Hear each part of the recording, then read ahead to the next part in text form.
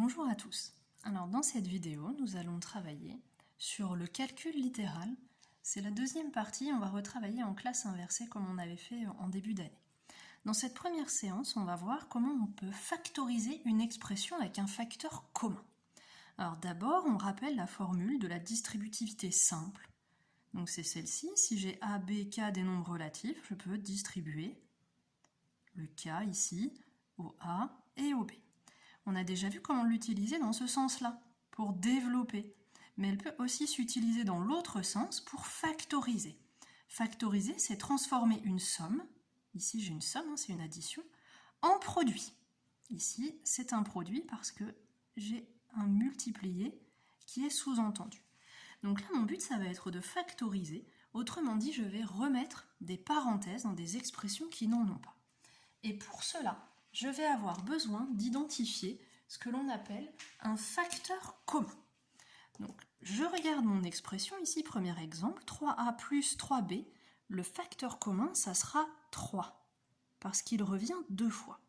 3 est le facteur commun, et donc mon expression factorisée, eh bien, je vais mettre dans la parenthèse tout ce qui n'a pas été souligné, tout ce qui ne correspond pas au facteur commun. Donc, il me reste a plus b.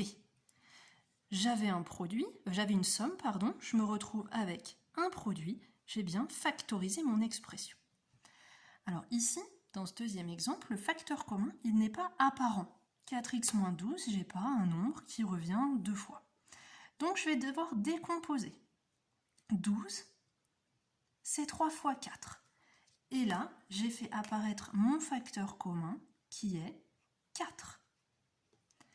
Je vais donc pouvoir factoriser mon expression. Il va me rester dans la parenthèse x moins 3. Quand j'ai 8x carré moins 2x, je vois bien que le x va être le facteur commun. Et ça peut être pas mal de décomposer. X carré, c'est x fois x. Et quand je le décompose sous cette forme-là, je vois bien apparaître mon facteur commun qui sera x, et dans ma parenthèse, il va me rester 8x moins 2. Ici, on pourrait factoriser encore plus, parce que 8, c'est 2 fois 4, donc on pourrait sortir aussi le 2 en facteur commun. C'est possible, mais ce n'est pas ce que je voulais vous montrer ici. Dernier exemple, là, ça devient plus compliqué, parce que le facteur commun, ça ne va pas être simplement un nombre comme ici, et là, ou une lettre, mais ça va être une expression tout entière. Ici, c'est 5x moins 1, mon facteur commun. 5x moins 1.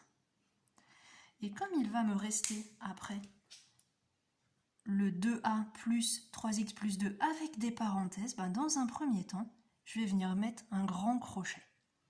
Je mets 2a plus, entre parenthèses, 3x plus 2.